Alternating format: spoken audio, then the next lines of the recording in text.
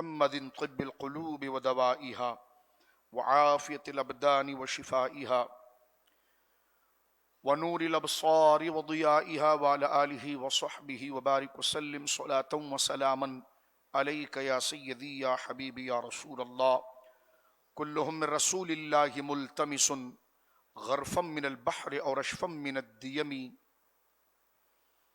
منزه عن شريك في محاسنه فجوهر الحسن فيه غير منقسم هو الحبيب الذي ترجى شفاعته لكل هول من الأهوال مقتحم ثم الرضا نبي بكر وعن عمر وعن علي وعن عثمان ذي الكرم مولاي صل وسلم دائما سرمدا على حبیبک خیر الخلق کلہم۔ حاضر ہوا میں شیخ مجدد کی لحد پر، وہ خاک کے زیر فلک مطلع انوار، اس خاک کے ذروں سے شرمندہ ستارے، اس خاک میں پوشیدہ ہے وہ صاحب اسرار، گردن نہ جھکی جس کی جہانگیر کے آگے، جس کی نفس گرم سے ہے گرمی احرار، وہ ہند میں سرمایہ ملت کا نگہبان، اللہ نے کیا جس کو بر وقت خبردار۔ وادی رضا کی کوہ ہمالا رضا کا ہے، جس سمت دیکھیے وہ علاقہ رضا کا ہے، ملک سخن کی شاہی تم کو رضا مسلم، جس سمت آ گئے ہیں سکے بٹھا دیے ہیں۔ اللہ کی حمد و ثنا، نبی محترم نبی معظم باعث تخلیق ارض و سما صلی اللہ علیہ وآلہ آلہ وصحبہ وبارک وسلم کی بارگاہ مقدسہ میں انتہائی محبت و عقیدت سے درود و سلام پیش کرنے کے بعد تمام تعریف اللہ وحدہ لا شریک کے لیے ہے۔ صفر المظفر کا یہ مبارک مہینہ جو اسلامی یادگار سے روشن مہینہ ہے، یوں تو یہ ربیع الاول شریف کی آمد کا مہینہ ہے، لیکن اس مہینے میں وہ ہستی مبارک باعث تخلیق ارض و سما سید الاولین والآخرین، اللہ کے محبوب اعظم نائب مطلق جناب سید عالم جناب محمد الرسول اللہ صلی اللہ تعالی علیہ وعلی آلہ وصحبہ وبارک وسلم کی ولادت کا مہینہ ربیع الاول شریف ہے، تو سفر کا مہینہ جو ربیع الاول شریف سے بالکل متصل عقب میں ہے، یہ وہ عظیم مہینہ ہے جس میں حضور سید عالم کی رسالت کی تبلیغ اور اسلام کے مثبت اور مبارک پیغام کو ہر قسم کی سازشوں اور باطل کی آمیزشوں سے اور ملاوٹ سے بچا کر امت تک پہنچانے والی عظیم ہستیوں کے وصال اور ان کے ولادت کے ایام دیگر اور مہینوں کی مناسبت سے صفر المظفر کے اندر کثرت کے ساتھ موجود ہیں۔ جس طرح کہ شیخ المشائخ امام وقت اولاد سیدنا مولا مرتضیٰ گنج بخش فیض عالم سیدنا و مولانا علی بن عثمان الحجویری المعروف داتا گنج بخش علی حجویری رحمۃ اللہ تعالی علیہ کا عرس مبارک اور وصال پاک ہے۔ اسی طرح بر صغیر کے اندر یعنی متحدہ ہندوستان تقسیم ہند سے پہلے، بنگلہ دیش یا پاکستان کی تقسیم سے پہلے، یہ پورا خطہ جو متحدہ یونائٹڈ ہندوستان کہلاتا تھا، متحدہ ہندوستان کہلاتا تھا، اس زمین پر اسلام کی تبلیغ اور اسلام کے خلاف اور اسلام کو ختم کرنے کے لیے جو تحریکیں، جو سازشیں، جو بادشاہ، جو نواب اور جو اسلام دشمن کوششیں ہوئیں، ان تمام کا مقابلہ کر کے اسلام کی اصل شکل، اصل صورت، اصل تعلیم کو جن ہستیوں نے محفوظ کر کے، صدیوں سے محفوظ کر کے ہم تک پہنچایا، آج اسی کی برکت سے اللہ نے ہمیں توحید و رسالت کے نور سے آراستہ کیا، اور انشاءاللہ اس خطے میں قیامت تک اسلام باقی رہے گا۔ ان ہستیوں میں، عظیم ہستیوں میں جو ایک منفرد نام ہے، وَالشَّيْخ آیَاتٌ مِّنْ آیَاتِ اللَّهِ، امام ربانی سیدنا احمد سرہندی رحمۃ اللہ تعالی علیہ المعروف مجدد الفسانی رحمۃ اللہ علیہ، اور ماضی قریب کے اندر آج سے 100 سال قبل ان تمام اکابر کی علمی وراثتوں کے امین اور اپنے دور کے اندر 13 صدیوں کی خدمات کرنے والے ان تمام جید علماء صوفیہ کی تعلیم کے پاسدار اور اسلام کے سچے محافظ اور اسلام کے دشمنوں کے مقابلے پر ہر قسم کی استعداد اور صلاحیتوں کے ساتھ نبرد آزما ہونے والی شخصیت، مجدد میت ماضیہ، مجدد میت مستمرہ، امام اہل سنت الشاہ امام احمد رضا خان فاضل بریلوی نور اللہ دریحہ کی ذات گرامی ہے۔ آج جمعے کا موضوع ہمارا ان امامین سے متعلق ہے، یعنی سرکار الشیخ امام ربانی مجدد الثانی رضی اللہ تعالیٰ عنہ اور امام اہل سنت امام احمد رضا فاضل بریلوی رحمۃ اللہ علیہ کی ذات گرامی۔ یوں تو اس مہینے کے اندر بڑی عظیم اجلہ شخصیات جو ہم نے گزشتہ سب شب میں ان تمام کا ذکر کیا،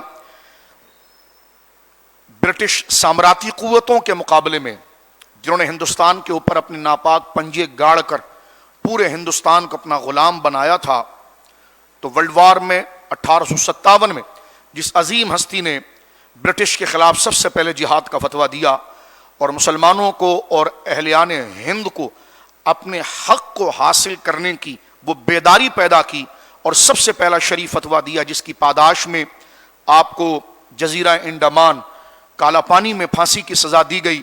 میری مراد بطل جلیل امام حریت شاہ فضل حق خیر آبادی رحمۃ اللہ علیہ کی ذات گرامی۔ امت کو چاہیے اور آج کے نوجوانوں کو چاہیے کہ ان ہستیوں کے ناموں سے یاد رکھیں، کیونکہ اسلام کا آج اگر یہ چمن روشن ہے اور اسلام کی کائنات میں اگر آج یہ سورج روشن ہے تو اس کے پیچھے ان ہستیوں کے کارنامے ہیں، ان کی وہ قربانیاں ہیں کہ جنہوں نے اپنے خون کا آخری قطرہ تک قربان کر کے ہمارے لیے قرآن کو محفوظ کیا، دین کو محفوظ کیا، شریعت کو محفوظ کیا۔ اور زندہ قومیں وہی ہوتی ہیں جو اپنی تاریخ کو یاد رکھتی ہیں، جو اپنے ماضی کو یاد رکھتی ہیں۔ کسی کا فیوچر مستقبل جبھی برائٹ اور روشن ہو سکتا ہے جب اس کو اپنا ماضی پتا ہو۔ تو اسلام کا ماضی جہاں صحابہ کرام اہل بیت سے شروع ہوتا ہے، وہیں پر موجودہ جس صدی کے اندر میں اور آپ موجود ہیں، یوں تو عیسوی اعتبار سے 2024 ہے، 2024 یعنی 2024 ہے، اور قمری اعتبار سے یہ 1446 ہجری ہے۔ لیکن اگر آپ گزشتہ 500 سال پہلے چلے جائیں تو ہندوستان کے اندر ایسے بڑے بڑے بادشاہ آئے کہ جو اپنی بادشاہی کے فخر میں، بدماشی میں، انہوں نے اسلام کے خلاف قوانین ایجاد کیے، اسلام کو ختم کرنے کی کوشش کی اور اسلام کی تعلیمات کے خلاف فیصلہ دے کر ایک نیا نظام لانے کی کوشش کی۔ ان میں ایک بدماش بادشاہ اکبر تھا، جس نے، اور بہت طاقتور بادشاہ تھا، یعنی یوں سمجھ لیجئے کہ اس کی سلطنت اتنی بڑی تھی کہ جہاں سے سورج نکلے اور ڈوبے اگر یہ کہا جائے بطور محاورے کے تو یہ غلط نہیں ہوگا۔ بہت طاقتور بادشاہ مغل بادشاہوں کے اندر، لیکن اس نے کیونکہ یہ حضور سید عالم صلی اللہ علیہ وسلم کے بعد یہ جو دور تھا جس میں اکبر موجود تھا وہ 1000 سال ہو چکے تھے۔ 1000 کو عربی میں الفن کہتے ہیں، جس طرح کہ حضرت امام ربانی جن کا نام احمد ہے لیکن آپ کا ٹائٹل نیم ہے مجدد الف ثانی۔ الف ثانی کا مطلب ہے کہ دوسرے 1000 سال کے مجدد، یعنی حضور سید عالم نے جب دنیا سے پردہ فرمایا اور رفیق اعلیٰ کا سفر کیا، اس تاریخ کو اگر آپ آگے بڑھاتے ہیں تو جس طرح یہ 1446 چل رہی ہے تو 1446 اگر آپ نکال دیں گے تو پیچھے 1000 سال کھڑا ہوگا۔ تو جب تاریخ کے اعتبار سے ایک صدی مکمل ہو رہی تھی، صدی فارسی زبان میں 100 سال کو کہتے ہیں، یعنی ایک عرصہ جو ہے کہ اس کا 1000 سال کی صدی جو ہے مکمل ہو رہی تھی، تو اس کو عربی میں الف کہتے ہیں۔ تو اکبر کے درباری لوگوں نے ان کو یہ کہا کہ تم کیونکہ اسلام کے اس دور میں پیدا ہو چکے ہو کہ جب اسلام کی تعلیم کے اعلان کو 1000 سال ہو گیا ہے، لہذا آپ کو یہ اختیار ہے کہ اب آپ اس اسلام کی جیسی تشریح کرنا چاہیں، جیسی تعبیر کرنا چاہیں، جیسے قانون ایجاد کرنا چاہے، قرآن و حدیث کا جیسا معنی بیان کرنا چاہے، یہ آپ کی مرضی ہے۔ جیسا آج بھی اسمبلیوں کے اندر درباری ملا، درباری پیر جو اپنے پلاٹ، اپنے مکانات، اپنی گاڑیاں، اپنے پروفائل، اپنے پروٹوکول کی وجہ سے دین کا سودا کرتے ہیں اور دین کو بیچتے ہیں اور حق بات کرنے سے پیچھے ہٹتے ہیں کہ جناب ہماری مراعات، ہماری بینیفٹس رک جائے گی اگر وزیروں کے خلاف بات کر دی یا وقت کی حکومت کے خلاف بات کر دی۔ وقت کی حکومت کے خلاف بات کرنا کوئی ٹھیک نہیں ہے، ہم اس کے قائل نہیں، لیکن اگر حکومتیں طاقت کو جمع کر کے اسلام کے خلاف کوئی بلاک بنانے کی کوشش کرے گی تو مسلمانوں پر یہ لازم ہے کہ وہ اپنی حق کی آواز کو بلند کریں۔ تو اس دور کے اندر بھی، اکبر کے دور کے اندر بھی اس قسم کے ملا اور جعلی پیر موجود تھے، اصل پیر نہیں، پیران نظام نہیں، کامل عالم نہیں، 2 نمبر قسم کے لوگ جو آپ کو اکثر سوشل میڈیا پر یا ٹی وی پر نظر آتے ہیں کہ جو حکومت آ گئی تو اسی کی واہ واہ کرنا شروع کر دی اور اس کے غلط فیصلوں کی تائید کرنا شروع کی، اور کوئی جرت نہیں کی انہوں نے کہ یہ مسئلہ قرآن کے خلاف ہے، حدیث کے خلاف ہے، یہ شریعت کی قانون کے خلاف ہے۔ تو اس قسم کے لوگ اکبر کے دور کے اندر موجود تھے۔ انہوں نے یہ کہا کہ جناب آپ کی مرضی ہے، 1000 سال مکمل ہو گیا، لہذا اب اسلام پرانا ہو گیا ہے، اب آپ قرآن کی کوئی تشریح کریں، نہیں کریں، تفسیر کریں۔ اس وقت اکبر کیونکہ انتہائی جاہل بادشاہ تھا، 14 سال کی عمر کے قریب وہ بادشاہ بنا تھا، ان پڑھ قسم کا آدمی تھا، طاقت اتنی تھی کہ جناب اپنی اس طاقت کے گھمنڈ کے اندر وہ کافور تھا۔ تو اس نے اعلان کیا کہ ٹھیک ہے، آج سے میں دین اسلام کو منسوخ کرتا ہوں، دین اسلام کو میں ختم کرتا ہوں، اور آج سے دین کا نام ہوگا دین الہی اور دین اکبری، جس میں نہ کوئی ہندو ہے، نہ کوئی مسلمان ہے، نہ کوئی سکھ ہے، سب برابر ہیں۔ مسجدوں میں اگر کوئی پوجا کرے تو کوئی مسئلہ نہیں ہے، اور لہٰذا اسلام کا کوئی نشان نہیں۔ اس نے ایک مہر بنائی تھی، اسٹیمپ، جو اپنے ضروری معاملات یا اس کے دستاویزات یا جب وہ قانون کو جاری کرتا تھا تو نیچے اپنی حکومت کی جو اسٹیمپ لگاتا تھا اس پر اس کا نام لکھا گیا تھا اکبر جل جلالہ، توبہ استغفر اللہ۔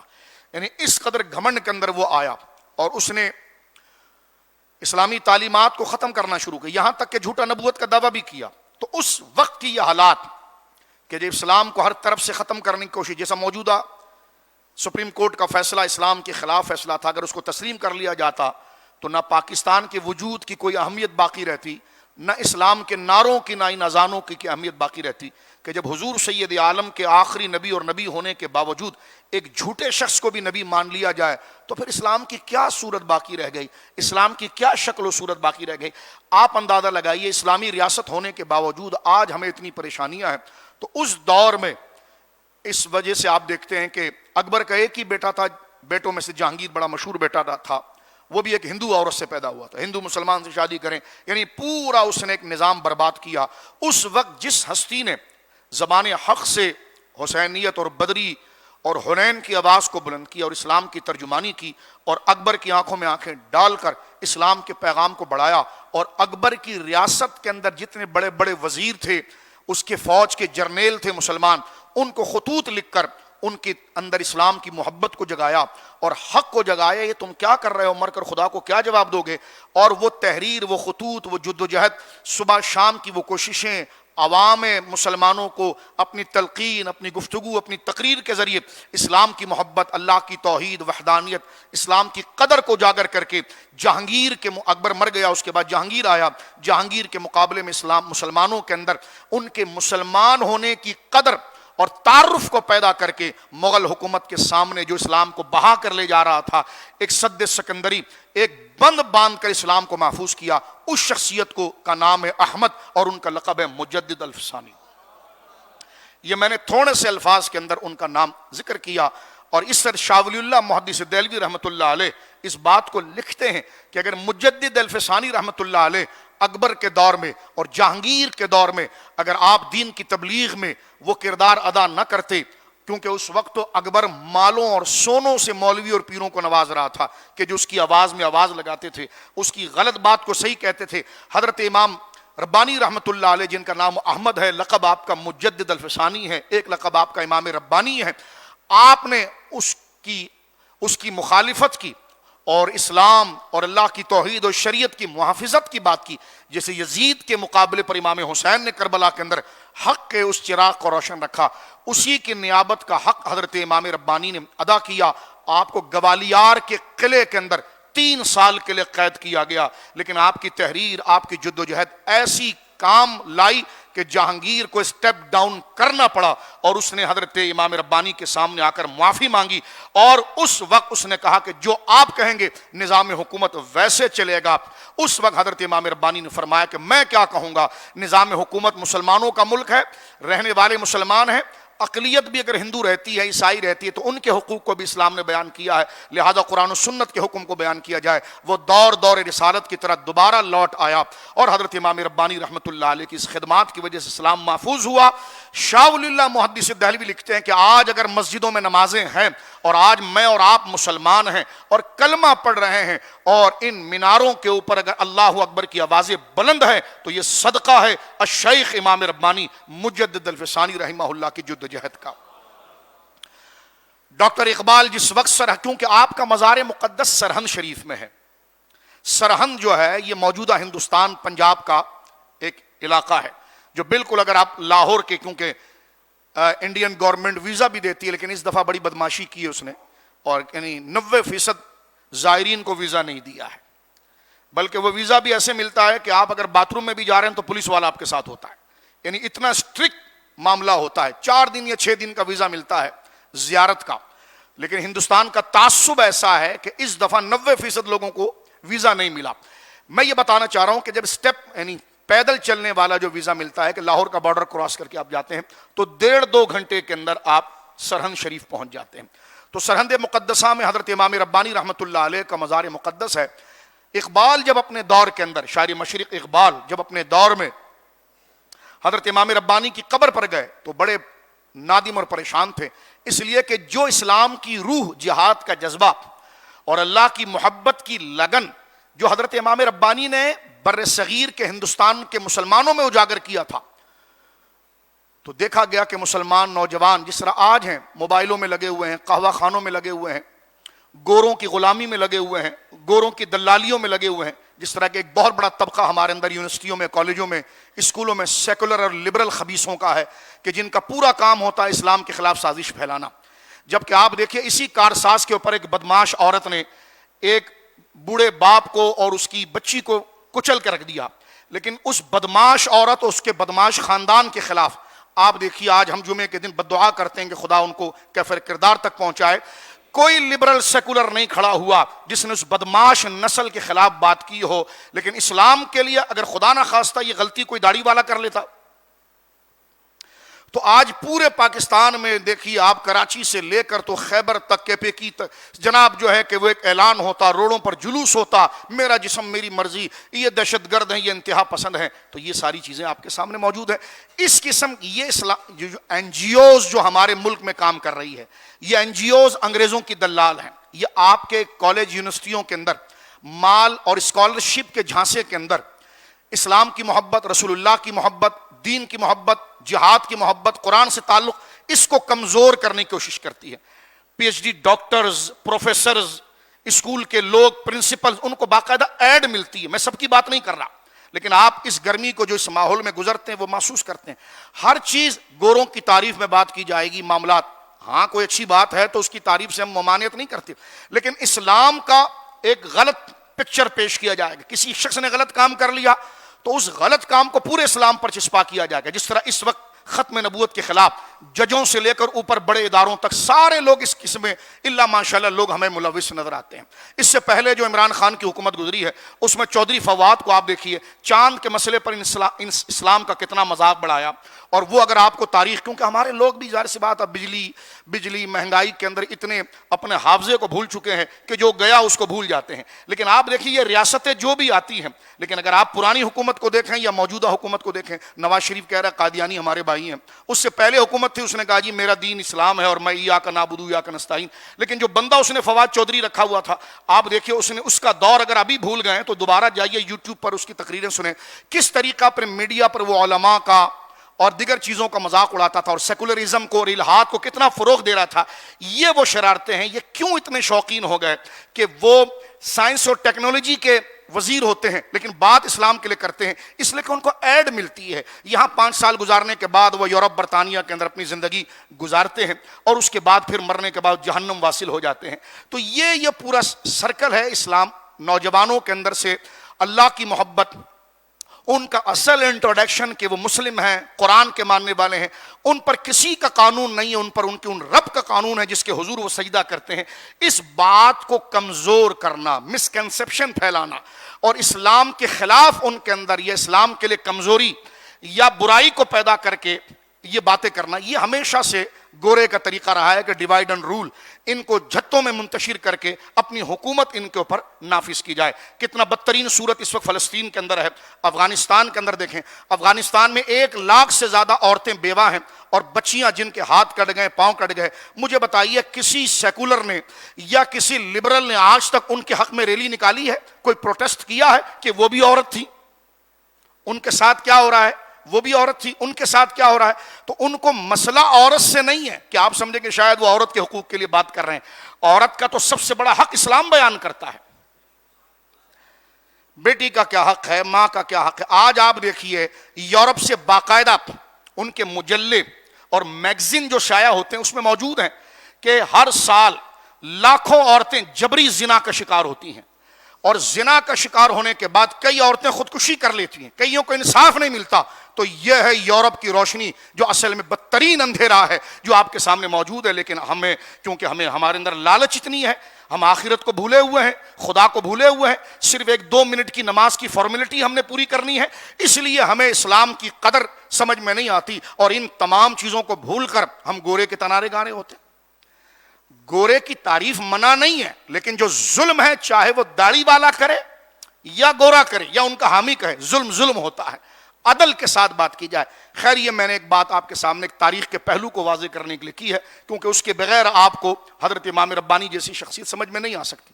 یہی سارے کام اکبر کر رہا تھا، مسجدوں کو مندروں میں کنورٹ کرنا۔ مسلمان اگر یہ کہے کہ خدا ایک ہے، اس کا کوئی شریک نہیں ہے اور یہ کافر ہے، تو آج آپ دیکھیے اس گورنمنٹ میں بھی، اس ملک میں بھی یہ ہوا کہ کافر کافر نہ کہا جائے، یہ نہ کیا جائے۔ بھائی جو مسلم نہیں ہے اس کو کافر نہیں کہیں گے تو کیا کہیں گے؟ تو جو مسلمانوں کی آئیڈینٹی ہے، جو ان کی تخصص ہے، جو ان کی انفرادیت ہے، اس کو ختم کیا جائے۔ اور آج دیکھیے کون اچھا مسلمان ہے جو سب کو اچھا کہتا ہو، جو مندر میں بھی جاتا ہو، جو چرچ میں بھی جاتا ہو، جو جناب جو پیر جو ہے وہ کالوں کے ساتھ بھی بیٹھے، پیلوں کے ساتھ بھی بیٹھے، کہتے یہ بہت نیک آدمی ہے۔ تو لہٰذا جو کفر و شرک و حرام و حلال کو اکٹھا کر کر بیان کرے، آج اس کی پذیرائی ہے۔ لیکن جو اپنی شناخت کو باقی رکھنے کے لیے کہے کہ میرے دین میں یہ حرام ہے، میرے دین میں یہ غلط ہے، میرے دین میں اس کی ممانعت ہے اور میں الگ رہوں، تو کہتے ہیں کہ یہ بہت انتہا پسند ہے، یہ اس قسم کا منفی۔ اچھا یہ انتہا پسندی ہے تو تم جناب اگر گورے کے کتے کو مار دیا جائے تو تم سیخ پا ہو کر ایٹم بم تک مار دو، اور مرنے والے مسلمان لاکھوں فلسطین کے اندر ہو تو وہاں کچھ بھی نہ ہو، یہ انتہا پسندی نہیں۔ عراق کو تہس سے نہس کر دیا جائے، لاکھوں مسلمانوں کو مار دیا جائے، یہ انتہا پسندی نہیں، یہ ایکسٹریمسٹ نہیں۔ پورے افغانستان کو مٹی کے ڈھیر میں بدل دیا جائے، یہ انتہا پسندی نہیں۔ تو آپ دیکھ سکتے ہیں کہ جو ان کا اپنا ہے اس کاز کو اگر آپ چھیڑیں گے تو یہ آپ کو تانا دیں گے، آپ انتہا پسند ہیں۔ لیکن جب جہاں مقصد ان کا نکلتا ہو تو یہ ساری انسانیت کو زمین پر روند کر رکھ دیں، تو یہ کہتے ہیں جناب یہ تو بالکل ہمارا حق تھا، جیسا کہ ٹونی پلیئر نے کہا کہ عراق کے اندر زہریلے گیس تھے، ہمارا حق تھا کہ ہم عراق کی اینٹ سیٹ بجا دیں۔ لیکن جب وہ جھوٹا فارمولا ان کا نہیں چلا تو ٹونی پلیئر آ کر صرف زبان سے کہنے لگا میں ایکسکیوز کرتا ہوں، ہماری انفارمیشن غلط تھی۔ تمہاری ایک غلطی کی وجہ سے جو لاکھوں لوگ مارے گئے ان کا جواب کون دے گا؟ تو نوجوانوں میں صرف آپ کی خدمت میں عرض کرنا چاہتا ہوں، امن کا پیغام اگر کہیں ہے تو وہ اسلام کے پاس ہے، وہ جناب رسول اللہ کی زندگی میں ہے، وہ صحابہ کرام کی زندگی۔ اپنے آپ کو کبھی کنفیوز، احساس کمتری میں نہیں لے جانا۔ حالات بدلیں گے، اس قسم کے سسٹم کے لوگ ہم پر لایا جاتا ہے، یہ بجلی ایسی نہیں مہنگی ہو رہی، یہ غربت ایسی نہیں پھیل رہی، آپ کو مایوسی کے اندھیرے میں لے جا کر روٹی کپڑے تک پھنسانا چاہتے ہیں تاکہ اب اللہ کو بھول جائیں، دین کو بھول جائیں۔ اب کھولیں چھوڑو مولانا قرآن کیا کہہ رہا ہے، بس روٹی مل جائے ہمیں۔ تو یہ جو آپ کا گلا جکڑا جا رہا ہے غربت کے تحت، یہ اس وجہ سے تاکہ آپ کے اندر جو اسلام، رسول اللہ کی محبت، اس کا جو جذبہ ہے یہ نکالا جائے۔ اور ظاہر سی بات ہے بجلی آپ تو نہیں مہنگی کر رہے، بجلی کے پیسے تو آپ پورے دے رہے ہیں، گیس کے پیسے تو آپ پورے دے رہے ہیں، لیکن ٹیکسز کیوں لگ رہا ہے؟ کہتے ہیں ملک کرائسس میں جا رہا ہے، ملک کی تو آمدنی کئی زیادہ ہے، پھر کرائسس میں کیوں جا رہا ہے؟ اس لیے کہ سیاستدان وڈیرے اور ان کے باپ جو اوپر بیٹھے ہیں وہ کرپشن کرتے ہیں، وہ کھا جاتے ہیں، کھا کر پھر قرضہ لیتے ہیں اور قرضہ تم سے نکالتے ہیں، کہتے ہیں جی ملک پر بڑا قرضہ ہے، جی ملک پر بڑا قرضہ ہے۔ تو لہٰذا یہ میں نے کھول کر ہر چیز آپ کے سامنے بیان کر دی ہے۔ آپ کو غربت کے اندر نچوڑا اس لیے جا رہا ہے، اس ملک سے تعلیم کو ختم کیا جا رہا ہے۔ گورنمنٹ کا سب سے بڑا کام یہ ہے کہ وہ لوگوں کی جان کی حفاظت کرے۔ وہ آپ نے کارساز میں دیکھ لیا کہ کیسے جان کی حفاظت تھی، مال پھینکو جی کام ہو جائے گا، یہ آپ کے اداروں، یہ آپ کے جو ہے حفاظت والوں کے کام ہے۔ ایک دوسری بات اگر آپ دیکھ لیجئے کہ جناب تعلیم دینا یہ گورنمنٹ کی ذمہ داری ہے، صابن سے لے کر دال اور نمک تک آپ ٹیکس دے رہے ہیں۔ اور ہمارے گورنمنٹ اسکولوں کا حال کیا؟ ذرا کراچی کا سروے کریں، وہ کسی وڈیرے سندھی کا بنا ہوا ہے، میں سندھ کی بات نہیں کر رہا، لیکن سندھ کے مہینے میں، سندھ کے علاقے میں ہم بیٹھے ہیں، کسی نسل کی طرف ہم اشارہ نہیں کر رہے، لیکن ہم یہ کہہ رہے ہیں کہ جو وڈیرا اس میں بیٹھا ہوا ہے وہ اس کا اوتاق بنا ہوا ہے، اور جناب پرائیویٹ اسکول چل رہے ہیں، پرائیویٹ اسکولوں کی فیسیں 30-30 ہزار، 40-40 ہزار، ادھر بزنس چل رہا ہے، پیچھے بھی ان کا ہاتھ ہے جو ان کو اجازت دے رہے ہیں. اور جو گورنمنٹ کا باقاعدہ بجٹ آ رہا ہے، ایک ایک استاد کے لیے آ رہا ہے، اسکول کے فرنیچر کے لیے آ رہا ہے، لائٹ بتی کے لیے آ رہا ہے، سب کھا جا رہے ہیں اور وہ کھنڈر بنے ہوئے ہیں. توجہ ہے. اور ہمیں کہتے ہیں اگر آپ ویلفیئر چلا رہے ہیں نا تو یہ گورنمنٹ اسکول ہم آپ کو دے دیتے ہیں، آپ چلائیے، غریبوں کو پڑھائیے. تو ہم نے کہا اس کا خرچہ کہا آپ خود کیجئے. ہم نے کہا جو بجٹ سے کٹ کر خرچہ آ رہا ہے تو کہا تو ہمارے وزیروں کے لیے ہے جناب، ان کے ظاہر سی بات ہے اتنے اخراجات ہیں، اتنی حرام خوریاں ہیں، اتنی بڑی بڑی گاڑیاں ہیں. تو یہ کیا، یہ سارا نظام جو پھیلایا گیا ہے جو آپ کے سامنے ہے اور آپ سب اس سے ایگری کریں گے. آج یہ چیزیں چھپی بھی نہیں ہیں، یہ میں صرف آپ کو یہ بتانا چاہ رہا ہوں. ہم سب کچھ اس کے اسباب، اس کے محرکات، اس کی وجہ کو بھول کر ہم کہتے ہیں یار مولانا کیا باتیں کر رہے ہیں یار، ہم تو دل برداشتہ ہو چکے ہیں یار، ٹائم کیوں نہیں گزر رہا. کیوں؟ اس کو غربت میں پھنسایا گیا. وہ یہ سوچ رہا ہے میں کیا کماؤں گا، بجلی کا بل کہاں سے لاؤں گا. لیکن اس کے اسباب کیا تھے؟ یہی کرنا چاہ رہے تھے کہ آپ کو مہنگائی کی مشکلات میں جکڑ کر جو آپ کا اصل کاز ہے وہ بھلا دیا جائے اور آپ کو فکر صرف آپ کی پیٹ کی رہ جائے، کھانے پینے کی رہ جائے. اور یہی کام حضرت امام ربانی ہے. یہ ممبر اس لیے نہیں ہوتا کہ آپ کو سبحان اللہ کے فضائل بیان کر کے یہاں سے چھوڑ دیں.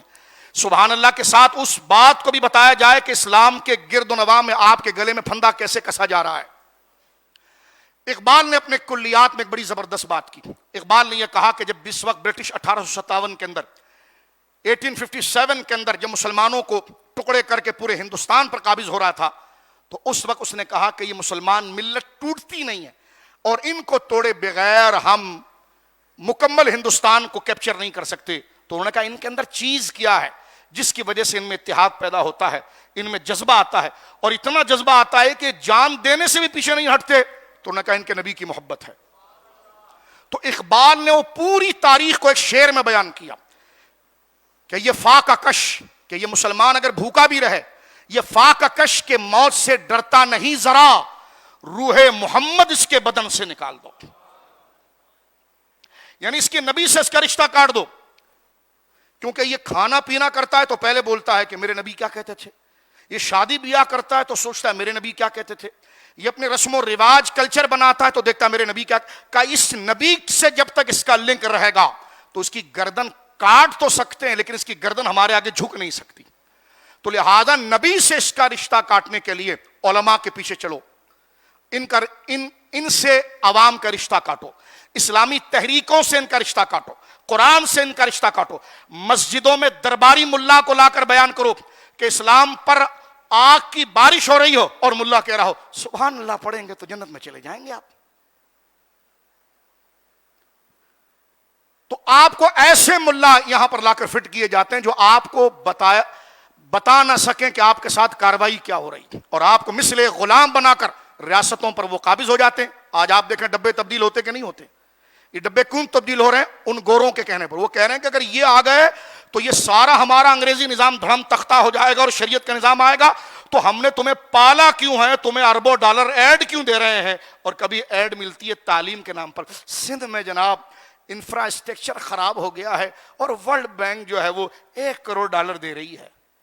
وہ $1 کروڑ انفراسٹرکچر کے لیے نہیں دے رہی ہے، وہ ان چمچوں کو اس بہانے سے، اس ٹائٹل سے دے رہی ہے تاکہ کل ہمارے کسی قانون جب ہم نافذ کریں یہاں پر تو اس کے خلاف اگر اسلامی مزاحمت ہو اور قرآن و سنت والے کھڑے ہو کر کہے کہ ہم اس کو نہیں مانیں گے تو تمہارا کام ہے ان پر FIR چارج کرو، ان کو گرفتار کرو، ان کو ان کے عہدوں سے ہٹاؤ، ان کے معاملات سے ہٹاؤ. آج اگر آپ مجھے کہیں گے مولانا صاحب آپ یہ کیا باتیں کر رہے ہیں، اتنی کھل کے کر رہے ہیں، میں نے کہا موضوع میں امام ربانی کا بیان کر رہا ہوں. یہ بات کیے بغیر میں امام ربانی کو نہیں بیان کر سکتا. اس لیے میں نوجوانوں کو کہوں گا آج کا دن کم سے کم حضرت امام ربانی کی تاریخ پر کتابوں کو ڈاؤن لوڈ کریں اپنے موبائل میں اور پڑھیں کہ کس طریقے سے انہوں نے اسلام کی خدمت کی تھی. اقبال کے بارے میں صرف یہ بات عرض کرنا چاہتا ہوں میرے دوستوں بزرگوں. اقبال نے جب دیکھا کہ نوجوان کھانے پینے کے اندر مصروف ہیں، ان کو حرام کاریوں میں لگا دیا گیا ہے، رات بھر بات کریں اتنے منٹ فری ہیں آپ کے لیے، اتنا پیکج فری ہے. یہ سمجھ رہے ہیں آپ اس کو اچھائی میں بھی استعمال کیا جا سکتا ہے. اس سے پہلے ایک بندہ مر گیا، ہمارے ملک کا حکمران تھا، ڈنڈا ہاتھ میں لے کر چلتا تھا، بڑا بوٹ پہنتا تھا. اس نے زنا کا قانون جائز کیا، اللہ کی حد کو توڑا. اور خدا نے اس کو ذلیل کر کے مارا. خدا نے تو اپنا کام کر دیا, لیکن میں اور آپ حق نہ بول کر یہ نمازیں ہمارے کانوں سے اوپر نہیں گئی, خدا کیا قبول کرے گا؟ تو لہٰذا قرآن کریم کیا کہہ رہا ہے اس کو سنیے, پھر میں اقبال کی بات آپ کو بتاتا ہوں. یہ میرے سامنے سورہ آل عمران ہے. اللہ مجھے اور آپ کو کیا درس دیتا ہے؟ اللہ فرماتا ہے وَلْتَكُمْ مِنْكُمْ أُمَّةٌ, ضروری ہے کہ تم میں سے ایک گروہ اور ایک امت ہو, يَدْعُونَ إِلَى الْخَيْرِ, جو لوگوں کو خیر کی طرف بلائے, وَيَأْمُرُ بِالْمَعْرُوفِ وَيَأْمُرُونَ بِالْمَعْرُوفِ, اور ان کو نیکی کی بات کرے, وَيَنْهَوْنَ عَنِ الْمُنْكَرِ, اور معاشرے میں سیاسی طور پر, سماجی طور پر, کسی طور پر اگر کوئی ایسی بات جو اللہ رسول کی مرضی کے خلاف ہے وہ آ جائے تو اس کے خلاف آواز اٹھائے. یہ اللہ کہتا ہے کہ ضروری ہے کہ مسلمانوں میں سے ایک گروہ کھڑا ہو جو شر پھیلانے والوں کے سامنے کھڑا ہو جائے اور حق کی بات کرے, برائی سے روکے. وَأُولَٰئِكَ هُمُ الْمُفْلِحُونَ, اور یہی فلاح یافتہ جماعت ہے. سورہ بقرہ میں اگر آپ آ جائیں تو اللہ رب العالمین ارشاد فرماتا ہے, اللہ کا ارشاد ہے وَلَوْلَا دَفْعُ اللَّهِ النَّاسَ بَعْضَهُمْ بِبَعْضٍ, اگر اللہ رب العالمین ان شر پسند لوگوں کے مقابلے میں اہل خیر کی جماعت کو کھڑا نہ کرتا, لفسدت الارض, تو زمین پر فساد ہی فساد, کفر ہی کفر, بربریت ہی بربریت, انسانیت سوز بظالم ہوتے. لیکن ولیکن اللہ ذو فضل عالمین, لیکن اللہ ایسا نہیں کرتا کیونکہ اللہ تمام عالمین پر فضل کرنے والا ہے. جب بھی شیطان یا شیطان کے کارندے اپنی گردنیں اٹھا کر خدا کے دین کو چیلنج کریں گے تو اللہ امام ربانی, امام احمد رضا, فضل حق خیر آبادی, غوث اعظم, داتا علی حجویری, امام حسین جیسی شخصیت کو لا کر کھڑا کرے گا تاکہ ان شر کو پیچھے کریں اور جو عام مسلمان ہیں, عام لوگ ہیں, ان کو خیر کے قریب کریں. یہ قرآن کریم کا. اچھا آپ کہیں گے جناب ان کے پاس تو حکومت بھی ہے, ان کے پاس تو معاملات بھی, اب کیا کریں گے آپ؟ لیکن یہاں پر شریعت کا ایک اصول سمجھیں. مسلم شریف کی حدیث ہے, سرکار فرماتے ہیں من رآ منکم منکرن, جب تم اپنے سامنے کسی برائی کو دیکھو, من رآ یہ مسلمان کی ذمہ داری ہے, یہ نمازیوں کی ذمہ داری ہے. جس نے ٹک کر وضو کرتے ہو نا اتنا ٹک کر اس بات کو سمجھو, جتنی خوشی سے عطر لگاتے ہو نا اس سے زیادہ ضروری میں اس بات کو سنو, جتنی خوشی سے سرما لگاتے ہو نا اس سے زیادہ ضروری یہ بات ہے, ذرا غور کرو.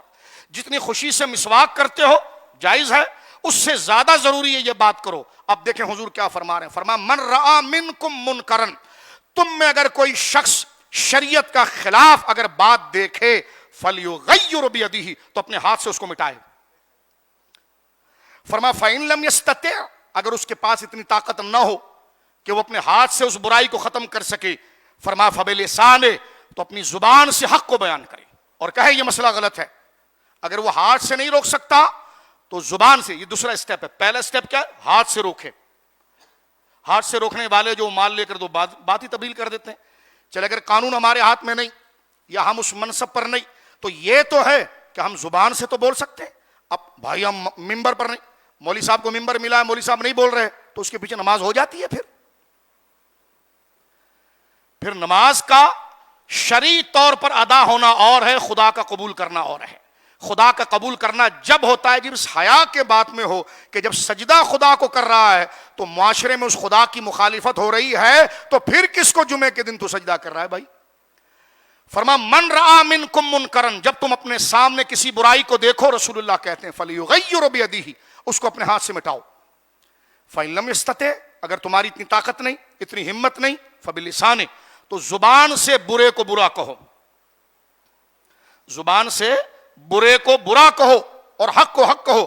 فرما فإن لم یستطع, اگر زبان سے بولنے کی بھی طاقت نہیں, فبقلبہ, تو اپنے دل کے اندر اس کو برا جانو. 3 اسٹیپ بیان کر دی گئے, یا تو ہاتھ سے اس برائی کو ختم کرو, یا زبان سے بولو. اگر زبان سے نہیں بول سکتے تو کم سے کم دل سے, رسول اللہ کہتے ہیں, اس کو برا جانو. وذالک اضعف الایمان, لیکن یہ ایمان کا سب سے کمزور حصہ ہے کہ جب بندہ دل سے جانے. جناب جب مارکیٹوں میں, جگہوں میں اپنے لوگوں کے خلاف یا اپنی ذات کے مسئلے میں خلاف بولتا ہے تو اللہ کے لیے کیوں نہیں بولتا کہ چیف جسٹس نے غلط بات کی ہے, فلانے نے غلط بات کی ہے, یہ شریعت کے خلاف ہے.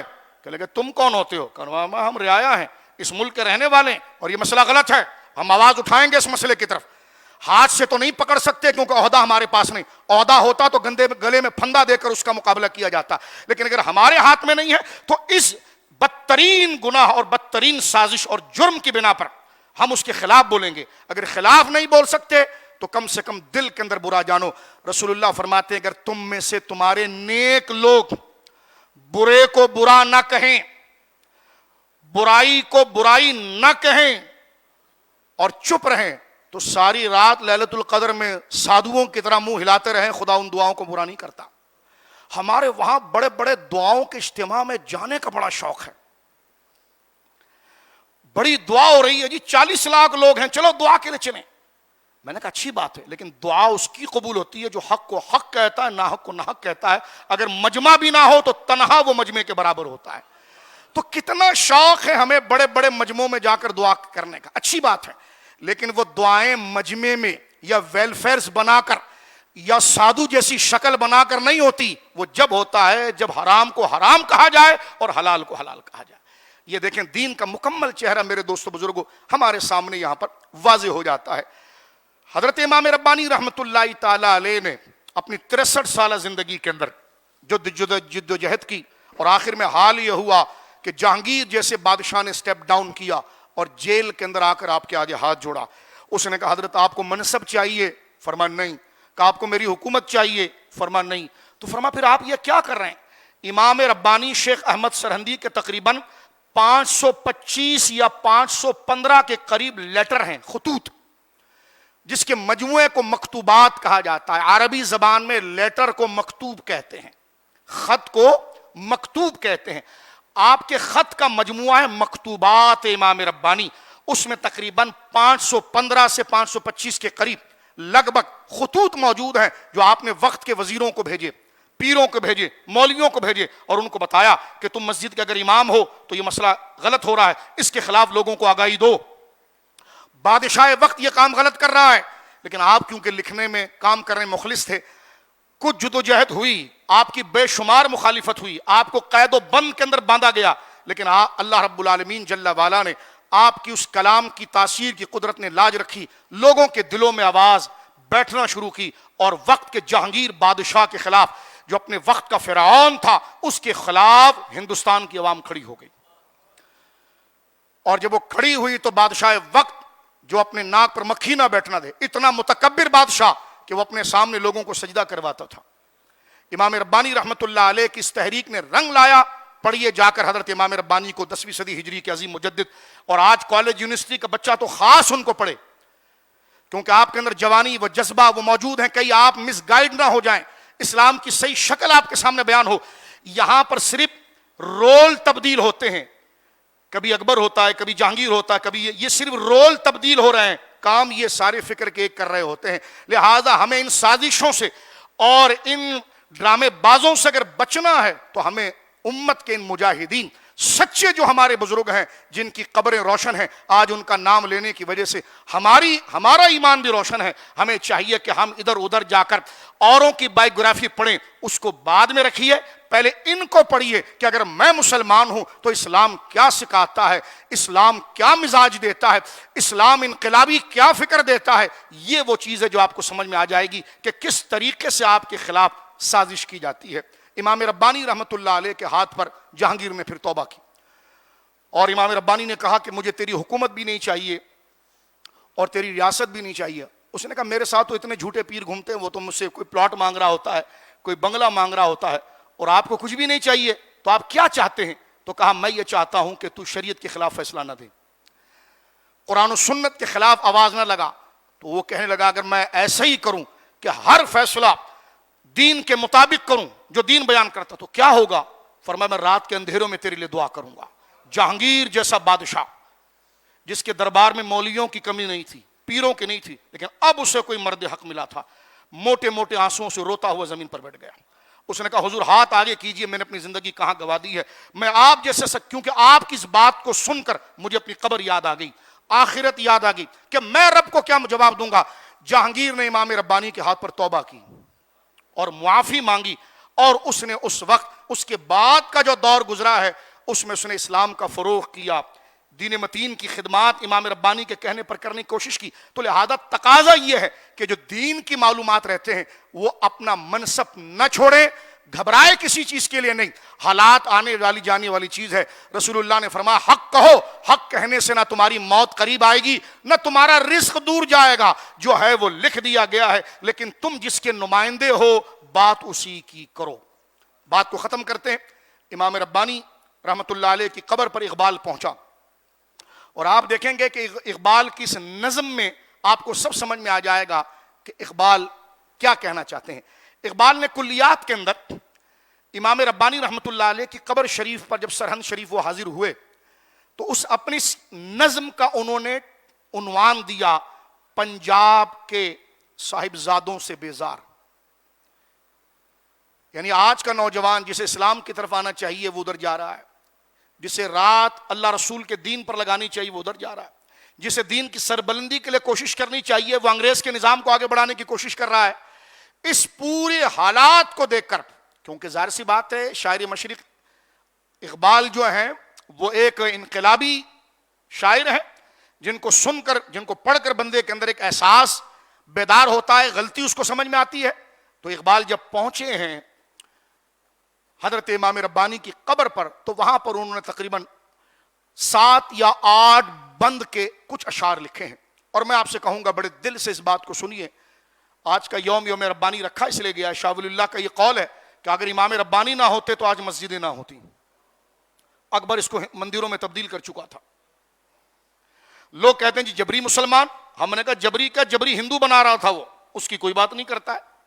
تو اقبال جا کر جب امام ربانی کی قبر پر کھڑے ہوئے اور ساری تاریخ دہرائی کہ کس طریقے سے آپ نے مخلصانہ طور پر دین کی خدمت کی اور اپنی آخری سانس تک امت کی بیداری اور امت کو اللہ کے قریب کی طرف لگا دیا.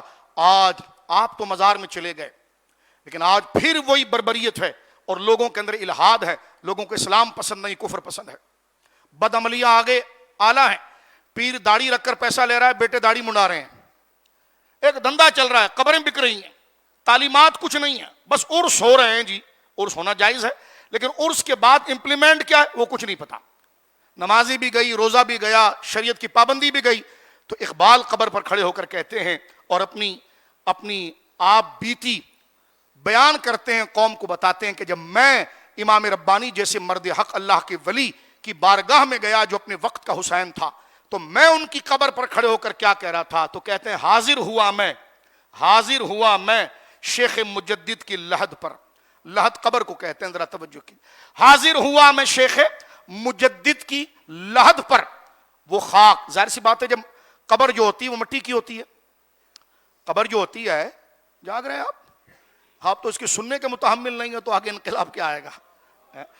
قبر جو ہوتی ہے وہ مٹی کی ہوتی ہے نا, مٹی کو خاک کہتے ہیں. خاک سے نور کبھی نہیں نکلتا, خاک میں تو اندھیرا ہوتا ہے. لیکن اقبال کیا کہہ رہے ہیں, کہتے ہیں حاضر ہوا میں شیخ مجدد کی لحد پر, وہ خاک کے زیر فلک مطلع انوار. ہم نے تو دیکھا ہے نور اور روشنی سورج اور چاند اوپر سے آتی ہے, مطلع سے آتی ہے, لیکن میں دیکھ رہا ہوں یہ خاک وہ ہے جس سے نور نکل کر آسمانوں کی طرف جا رہا ہے. حاضر ہوا میں شیخ مجدد کی لحد پر, وہ خاک کے زیر فلک یعنی آسمان کے نیچے مطلع انوار, وہ نور نکلنے کی جگہ ہے. حاضر ہوا میں شیخ مجدد کی لحد پر, وہ خاک کے زیر فلک مطلع انوار, اس خاک کے ذروں سے شرمندہ ستارے. اس مٹی سے نور اتنا نکل رہا ہے کہ ستارے بھی شرما جائیں. اس خاک کے ذروں سے شرمندہ ستارے کیوں نہ ہو, اس خاک میں پوشیدہ ہے وہ صاحب اسرار. اس لیے کہ اس خاک میں موجود ہے خدا کا وہ نیک بندہ. کون؟ کہ گردن نہ جھکی جس کی جہانگیر کے آگے, جس کی نفس گرم سے ہے گرمی احرار, وہ ہند میں سرمایہ ملت کا نگہبان, اللہ نے کیا جس کو بر وقت خبردار. اللہ رب العالمین ہمیں ان بزرگوں کی تلقین پر چلنے کی توفیق دے. ابھی آپ نماز پڑھیں گے, نماز میں ایک آیت پڑھی جائے گی, نماز میں آیت پڑھی جائے گی سورہ فاتحہ میں, اہدنا الصراط المستقیم. آپ رب سے کچھ مانگیں گے, امام کے پیچھے تو قرات نہیں ہوتی, لیکن امام سب کی طرف سے اللہ سے ایک دعا کرتا ہے. پہلے اللہ کی تعریف کرتا ہے, الحمدللہ رب العالمین, ساری تعریفیں مولا تیرے لیے, تو رب العالمین ہے. تو ہی رحمان و رحیم ہے، سبحان اللہ، تو ہی دنیا و آخرت اور روز جزا کا مالک ہے۔ جب تو ایسی شان والا ہے تو پھر عبادت ہم تیری ہی کریں گے، جب تو ایسی قدرت و اختیار والا ہے تو پھر مدد بھی تجھی سے مانگیں گے۔ تعریف ہو گئی۔ مانگنے کا طریقہ یہ کہ جس سے مانگا جاتا ہے پہلے اس کی تعریف کی جاتی، اب جب تعریف کر دی اب مانگا جا رہا ہے، ہمیں سیدھے راستے پر چلا، اہدنا الصراط المستقیم، ہمیں سیدھے راستے پر چلا۔ لیکن سیدھا راستہ کس کا؟ صراط الذین انعمت علیہم، راستہ ان بندوں کا، ان لوگوں کا جن پر تو نے انعام کیا۔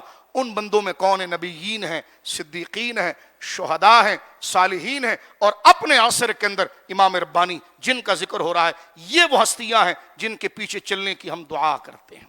اور فرماتے ہیں غیر المغضوب علیہم ولا الضالین، اور بچا ہمیں ان لوگوں سے کہ جن پر تیرا غضب ہوا، جو شریعت کے مقابلے پر کھڑے ہوتے ہیں، جو دنیا داری کو بیس میں لا کر شریعت کا مذاق اڑاتے ہیں، قرآن کا مذاق اڑاتے ہیں، اللہ کے دین کے خلاف سازشیں کرتے ہیں۔ غیر المغضوب علیہم، بچا ہمیں ان پر جن پر تیرا غضب ہوا، ولا الضالین، اور تیری راہ سے گمراہ ہوئے۔ مانا کہ یہاں مراد یہود و نصارہ ہیں، لیکن یہ تفسیر عام ہے کہ جو تیرے عذاب کا شکار ہوئے ان سے ہم بچ جائیں، جنہوں نے تیری راہ کو چھوڑ کر تیرے دشمنوں کے راستے کو اختیار کیا ان سے ہم بچ جائیں۔ چلیں کن کے راستے پر؟ جن پر تیرا انعام ہوا۔ تو اللہ رب العالمین جل وعلا ان ائمہ صالحین کی اتباع توفیق اور ان کو اپنے خونی رشتوں سے زیادہ ہمیں محبت کی توفیق عطا فرمائے۔ انشاءاللہ 12 ربیع الاول شریف کی آمد ہے۔ اللہ رب العالمین اس مہینے کو اور تمام مہینے کو اہلیان پاکستان اور تمام مسلمانوں کے لیے باعث برکت و عافیت بنائے۔ 12 ربیع الاول شریف کے اندر شیرنی کی تقسیم کا سلسلہ ہوتا ہے۔ میں تمام ہی احباب کو کہوں گا، ہمارے 12 احباب موجود ہیں جو ربیع الاول شریف کے حوالے سے جو اخراجات ہیں اس کی تکمیل میں ان معاملات کو خرچ کرتے ہیں۔ تو اللہ رب العالمین نے جو آپ کو توفیق خیر عطا فرمائی ہے، وہاں پر ہمارے 12 احباب موجود ہیں، ان کے ساتھ آپ ضرور امداد فرمائیں۔ اللہ رب العالمین جل وعلا ہمیں ایمان پر استقامت دے، اپنی سچی محبت، سچی اطاعت، اندھیرے اور اجالے میں ہر حال میں اپنا خوف، اپنی محبت اور اپنے محبوب کی سچی غلامی عطا فرمائے۔ وآخر دعوانا ان الحمدللہ۔